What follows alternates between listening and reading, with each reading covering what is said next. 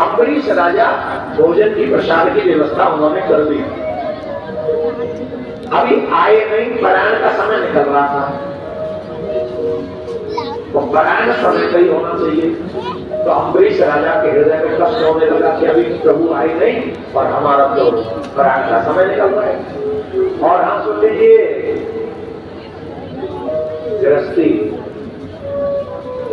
गृहस्थियों का दायित्व है, अगर हमने किसी को अतिथि बनाया हो, निमंत्रण दिया हो, तो उससे पहले कभी भोजन नहीं करना चाहिए।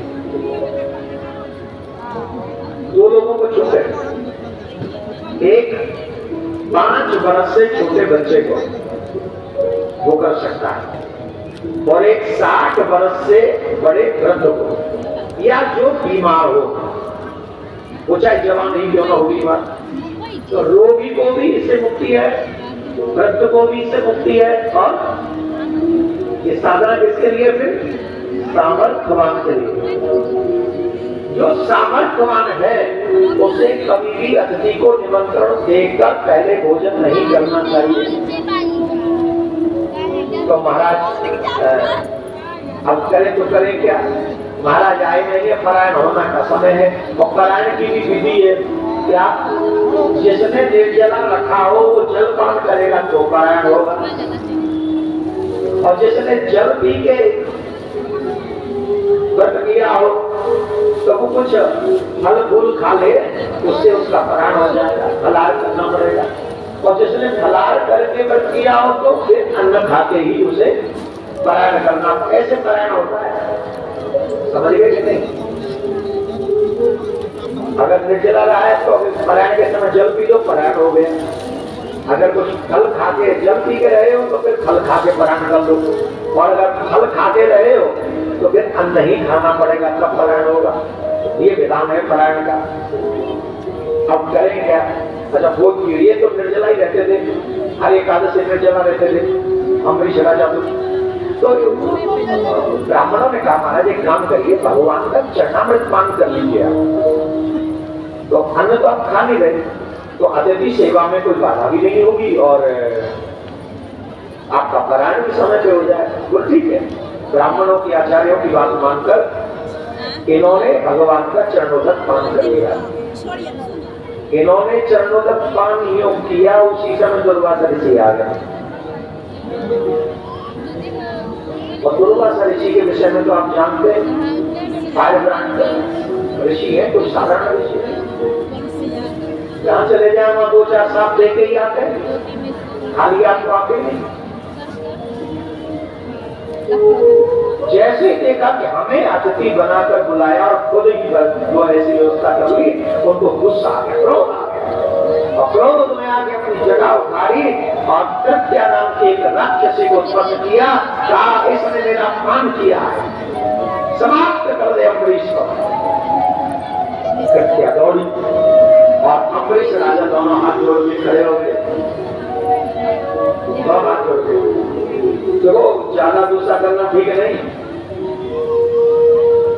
ज्यादा गुस्सा करते हैं ना, कभी कभी मुसीबत में गुस्सा वाले फंस जाते हैं, और जवान जवानों के आगे कभी ज्यादा गुस्सा नहीं करना चाहिए, और जवानों को भी थोड़ी अपनी जवानी संभाल के रखनी चाहिए। हाँ, कोई नहीं। कई बार क्रोध करना कितना भारी पड़ता है, ये सीखो दुर्वासा ऋषि से।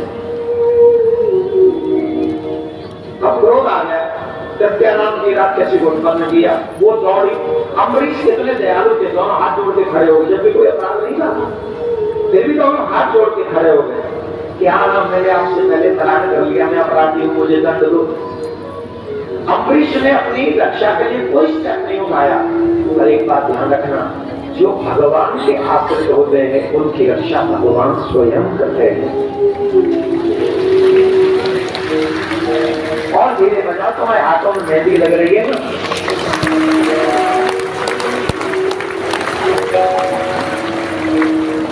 अभी तो ब्याह है कि आओ, आपको मेहंदी हाथों में पावन में लग रही है। वो बेचारे मेहंदी को लगाओ ना, क्योंकि ताली बजाएंगे तो ठीक ही पड़ जाएगी।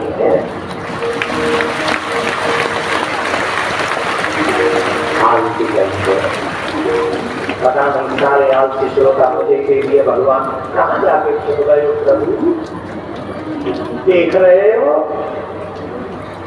कितना बदल गया ये स्थान। सूरज न बदला, चांद न बदला, न बदला जमीन आसमान, केवल ताली के लिए बदल गया इंसान।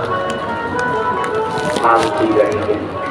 मैं आपसे नहीं कह रहा हूँ जो यहाँ नहीं आए, मैं उनसे कह रहा हूँ। आपको बजा ही रहे थे ताली भाई।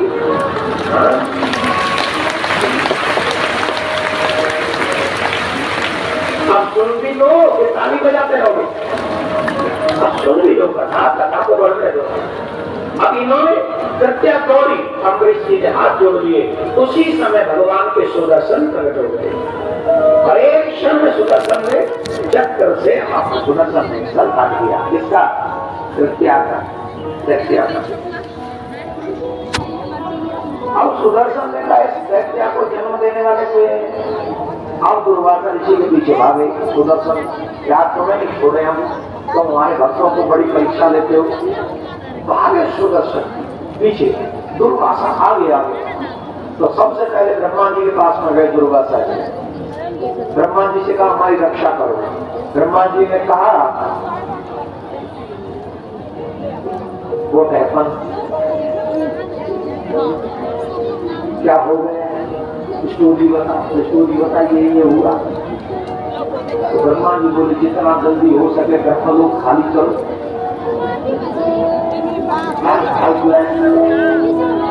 हम आपकी कोई हक नहीं कर सकते। शंकर भगवान के पास में गए, महाराज हेल्प मी। शंकर भगवान बोले देखो हमारा अपराध किया होता तो हम आपसे कुछ कहते, आपको बचा लेते, आपकी सहायता करते, और आपने जो कार्य किया है वो नारायण भगवान के भक्त का अपराध किया, इसलिए आप हेल्पलेस हूँ, मैं भी हेल्पलेस हूँ ब्रह्मा जी की तरह। अच्छा अब क्या करें? नारायण भगवान के पास में गए। नारायण भगवान से कहा ये आपका सुदर्शन मुझे नष्ट कर देना चाहता है। भगवान बोले हम आपकी कोई सहायता नहीं कर सकते। आपने अगर मेरा अपराध किया होता मैं आपके चरण पकड़ लेता, तो आपने मेरा नहीं। ये प्रसंग सभी भगवान के भक्तों को सुनना चाहिए जो कहते मेरा कोई नहीं है, मेरा कोई नहीं है, मेरा कोई नहीं है। अगर तुम्हें कोई चाहिए तो भगवान से क्या संबंध तुम्हारा? और अगर भगवान से संबंध है तो फिर किसी और से लेना देना क्या है? भाई आप ऐसे समझो, एक स्त्री ने अपने पति से मेरे लिए, अब पूरी ससुराल वाले उसे गाली देते रहे और पति उससे प्रेम करे। अब बताओ पत्नी को सुख है कि दुख है? जोर से बोलो। दूसरी कंडीशन चेंज, मांगी से कर ले। हाँ अपराध होता है, इसलिए वो बड़े बड़े कर रहे हैं, उनको बताएं। बच्चों का तो सब ठीक है, हम कहाँ से। एक कंडीशन ये है कि पूरे ससुराल वाले पत्नी को उल्टा सीधा बोलते हैं, लेकिन पति कहते my sweetheart, you are my life, my dear, say what you want, Shaharati, you are wishing, whatever you need. I'm happy to see you when you smile. I am nothing without you, my dear. Tell me, जिसका पति ऐसा हो महाराज और ससुराल वाले कहते हो पता नहीं जादू कर दिया, मेरे छोरा पे टोना कर दिया, काला जादू कर दिया, काली मूड वाली है। जब से काली मूड वाली आई है मेरा तो छोड़ा ही गया।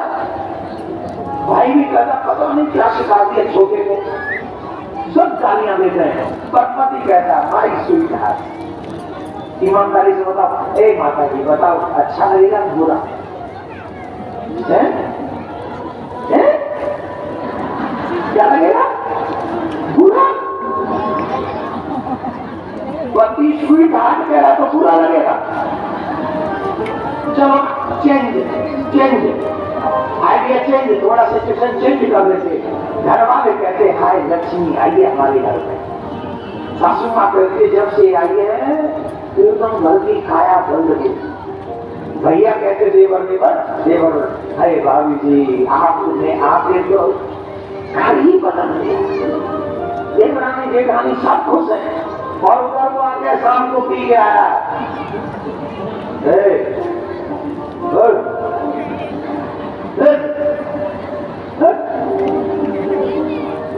I don't want to see your face. और हर दिन यही करे, हर दिन यही करे। अब ससुराल वाले बाकी के सब प्रेम कर रहे हैं, कोई लक्ष्मी बता रहा है, कोई सरस्वती बता रहा है, कोई दुर्गा बता रहा है, सब बता रहा है, नौ देवी तुम ही हो। और वो आके तुम्हें नहीं समझ रहा है कि दादा स्त्री भी मेरा तो जीवन खराब हो गया तुमसे शादी। मेरे तो बचपन की फ्रेंड वो थी, वो बेचारी अभी तक मेरे लिए खड़ी है, तो तुम बीच में आ गई। I don't want to see your face. अब बताइए सिचुएशन अच्छी है? अब बोलो कौन सी अच्छी है, पहले वाली की दूसरे वाली? माता जी ये अच्छी है या वो सुई लगाने वाली? माता जी बताएंगे, सही बता, पहले वाली की है?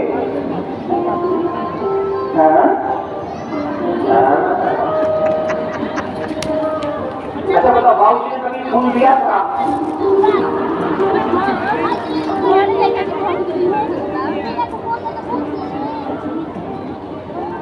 अरे क्या है, इन बड़ों के स्माइल में ही परमात्मा का आशीर्वाद छुपा है, तुम जानते नहीं हो। ये आप बराबर से नहीं कह रहा हूँ आपको, आप तो अभी यंग है, पर मैं चाहता हूँ कि कुछ जो सीनियर्स हैं वो यहाँ पे थोड़ी सी स्माइल कर रहे हैं, उनके चेहरे पे स्माइल आ जाए तो मुझे लगता है जैसे मेरा कन्हैया मुस्कुरा रहा है, मेरा गोविंद मुस्कुरा। तो सिचुएशन कौन सी अच्छी है? चाहे पूरी ससुराल वाले गाली दे, बस पति स्वीकार कहता है, राइट? यही अच्छी है ना? द सेम थिंग, जब तुम भगवान से प्रेम करते हो तो चाहे दुनिया तुम्हें गाली दे, कुछ भी बोले, उसकी परवाह मत करना, बस एक चीज का ध्यान रखना। बोले क्या? मेरा ठाकुर जी तो मुझसे प्यार करता है ना, मेरे लिए वही है।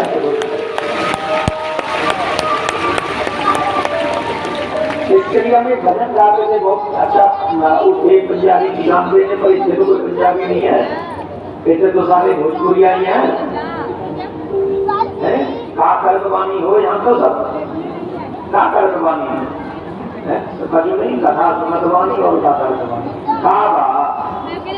बबुआ सुनो जा खा लेते हम। एक बहुत सुंदर पंक्ति है भजन की, सारा जमाना बदनाम करे, ये पति सुनना गाना मत।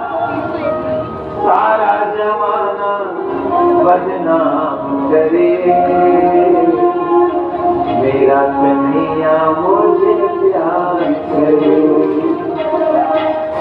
सारा जमाना बदनाम करे, मेरा कन्हैया मुझे प्यार करे। मैं जल भरने जाऊं जमुना पे, मैं जल भरने जाऊं जमुना, मटकी उठा के सरदार धरे, मेरा कन्हैया मुझे प्यार करे। सारा जमाना बदनाम करे, मेरा कन्हैया मुझे प्यार करे। तो पूरी दुनिया अगर आपको बुरा मानती है तो मान है, दुनिया बनाने वाला तो तुमसे प्रेम करता है। इसीलिए मैं आपसे कहता हूँ, जब धर्म के पथ पे जाओगे, चाहे जमाना पीछे छूट जाए, लेकिन मेरा कन्हैया तेरा हाथ पकड़ के रखेगा, तुझे तेरा साथ नहीं छोड़ेगा। आप विश्वास मानिए, धर्म और रक्षित रक्षिता। आप जब धर्म के पथ पे चलेंगे, मेरा कृष्ण आपका बाह पकड़ के रखेगा। भगवान श्री कृष्ण कहते हैं, महात्मा जी, अगर आपने मेरा अपराध किया होता तो मैं स्वयं आपके चरण पकड़ लेता, परंतु आपने मेरा अपराध नहीं, मेरे भक्त का अपराध किया है। अहम भक्त पराधीनो भय सुतंत्रैवध्वज साधुर्निर्णयो भक्तिर्भक्तजनप्रियः। मैं स्वतंत्र नहीं हूं, मैं अपने भक्तों के अधीन हूं। ये शब्द हमको सुनना चाहिए, ये शब्द हमको समझना चाहिए। जो कहते हैं भगवान को नहीं मानते, अरे मूर्खों मान लो, फायदे में रहोगे। जो भगवान को नहीं मानते वो मूर्खता करते हैं।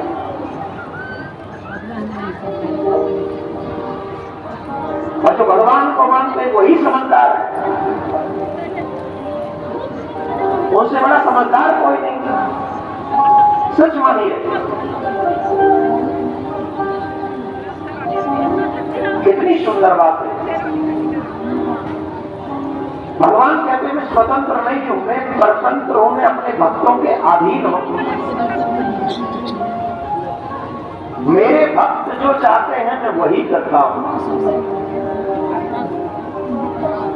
इसलिए आपने मेरा अपराध नहीं किया, मेरे भक्त का अपराध किया, मैं आपको कुछ नहीं सहायता कर सकता। दुर्वासा ऋषि बोले, प्रभु मैंने तो सुना है कि आपकी शरणागति कभी निष्फल नहीं जाती। आज मैं आपकी शरण में आया हूं कि आपकी शरणागति निष्फल हो जाएगी। बोले नहीं, शरणागति निष्फल नहीं होगी। आप मेरे पास आए हैं, मैं आपकी सहायता नहीं कर सकता, पर जो आपकी सहायता कर सकता है उसके पास मैं भेज सकता हूँ। बोले कहाँ? बोले जहां से ये अपराध हुआ है वहीं चले जाओ। दुर्वासा ऋषि से कहा आप अम्बरीश राजा के पास जाओ, वही बचा सकता है इस समय पर करीब है आपको, और कोई नहीं बचा सकता।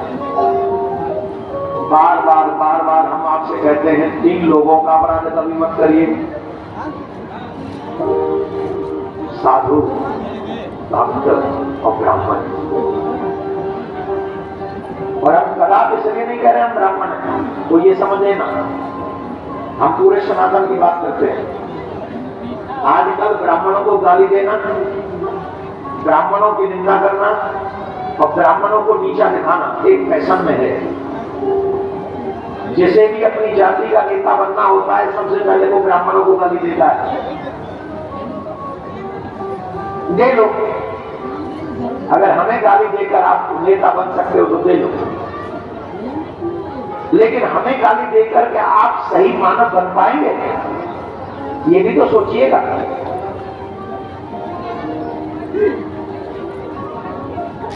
जिन ब्राह्मणों के आगे भगवान भी कहते हैं विप्र प्रसादात् धरणी धरोहर, विप्र प्रसादात् कमलावरोहर, विप्र प्रसादात् अजिताजितोहम, विप्र प्रसादात् मम नाम रामम।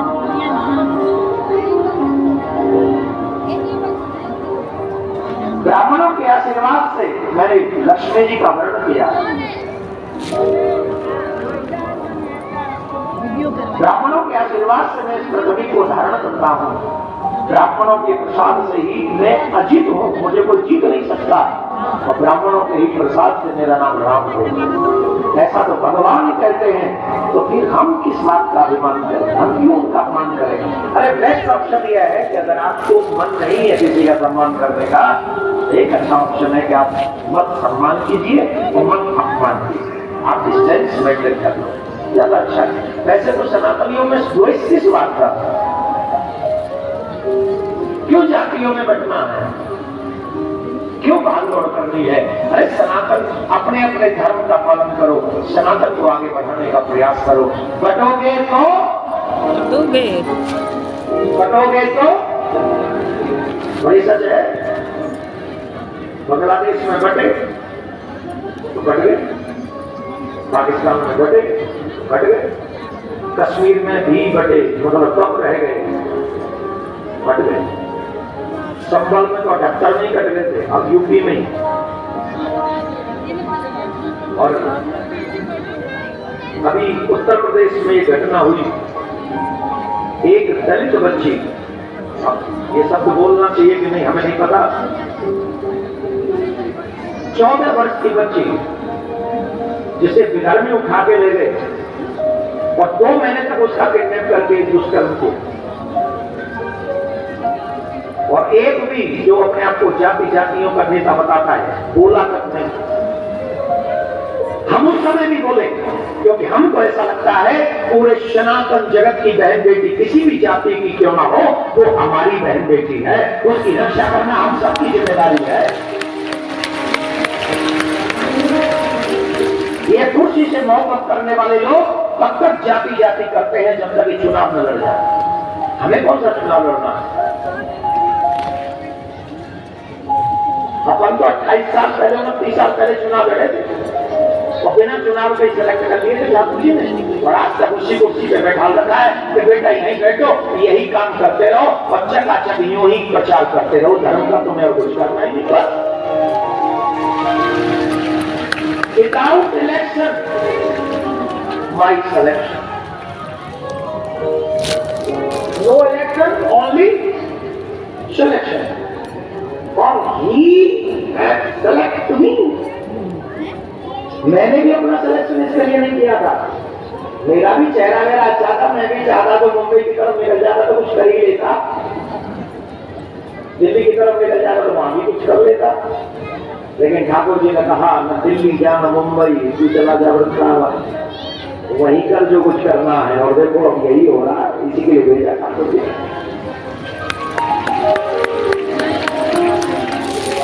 इसलिए सभी सनातनियों से एक निवेदन करेंगे हम, कंधों से ऊंची ये छाती नहीं होती, कंधों से ऊंची ये छाती नहीं होती, धर्म से बड़ी कोई जाति नहीं होती, धर्म से बड़ी कोई धर्मो रक्षति रक्षिता। आप धर्म की रक्षा करो तो धर्म आपकी रक्षा करेगा। बोलो राधे राधे। जोर से बोलना पड़ेगा, और जोर से बोलना पड़ेगा। धर्म से बड़ी कोई जाति नहीं होती, धर्म ही सर्वोपरि है, धर्मो रक्षति रक्षिता। तो कहा महाराज आपने मेरा अपराध नहीं किया है, आपने मेरे भक्त का अपराध किया है। तब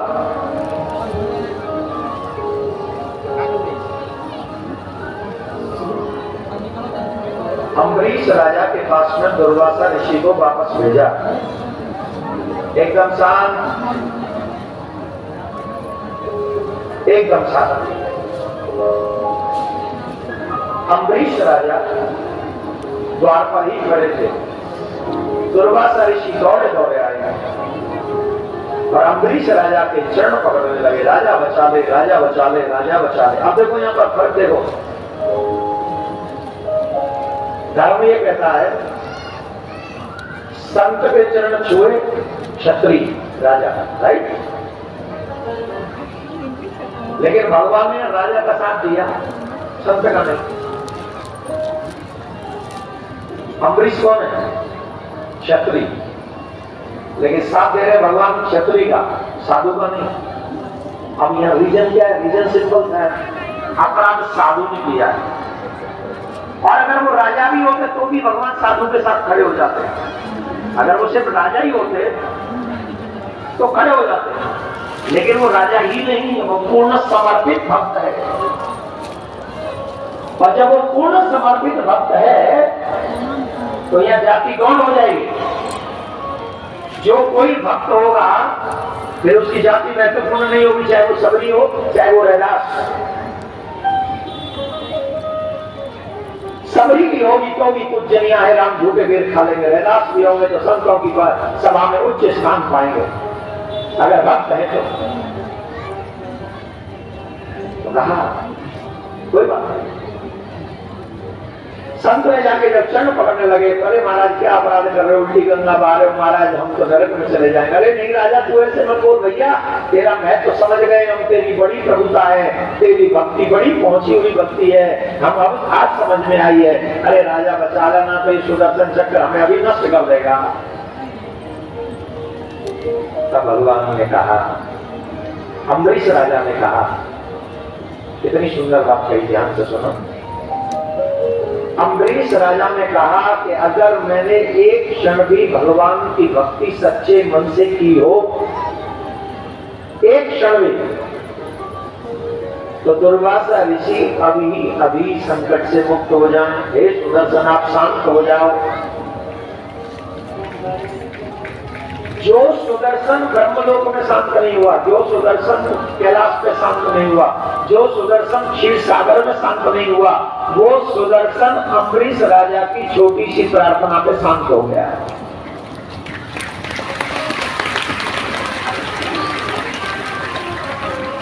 अब बताइए, इससे बड़ा कृपा का, भक्त का प्रभाव क्या होगा? इससे बड़ा और क्या तुम्हें प्रमाण चाहिए भगवान की कृपा का, भक्ति के प्रभाव का? एक क्षण में, अरे राजा तुमने बड़ी उपकार कर दिया भैया। अरे महाराज आओ, भूख लग रही बड़ी जोर से, कुछ खाया नहीं, आपके चक्कर में अभी तक व्रत ही चल रहा। जानते हो कितने दिन में लौटे थे दुर्वासा ऋषि? 1 साल हो गए थे पूरी, और 1 साल तक अम्बरीश राजा ने कुछ अन्न, छोटी जल ग्रहण नहीं किया था। 1 साल से निर्जला है।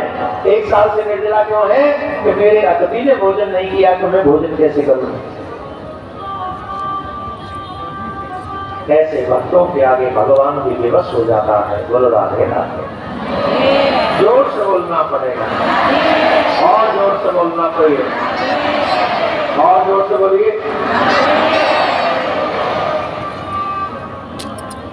जितने भी पीछे हमारे भाई खड़े हैं, आप देखिए हम माताएं कितनी आराम से बैठी हुई, और आप लोग इस साइड में बैठ नहीं रहे, तो जो पीछे आने वाले लोग हैं वो परेशान हो रहे हैं, वो आपके पीछे खड़े होते जा रहे हैं। हमारा आग्रह, सब बैठ जाइए, प्लीज बैठ जाइए। बहुत अच्छे लगेंगे आप बैठे हुए, क्योंकि आप अच्छे हैं इसलिए अच्छे लगे। तो बैठ जाइए, एकदम बैठ जाइए।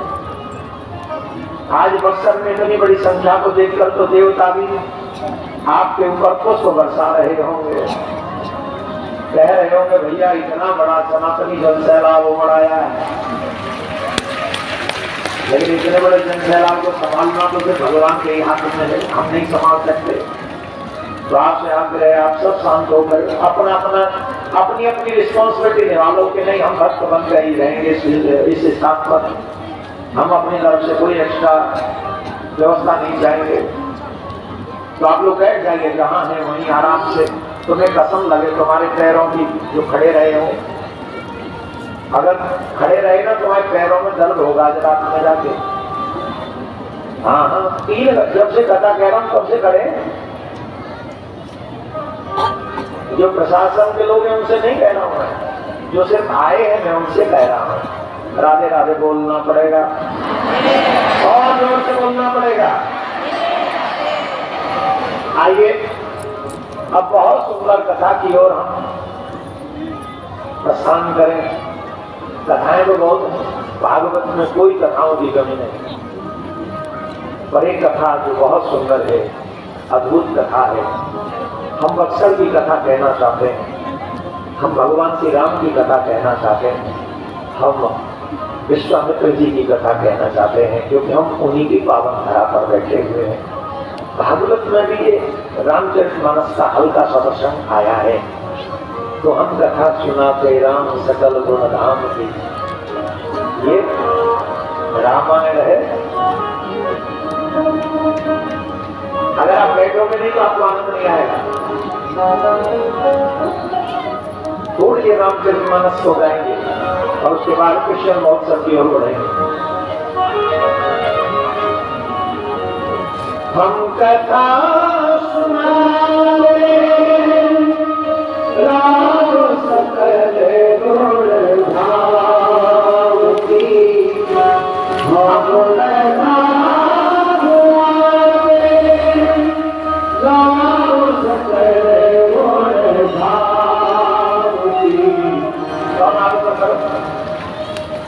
ताली नहीं बजानी, ऊपर करो। ये राम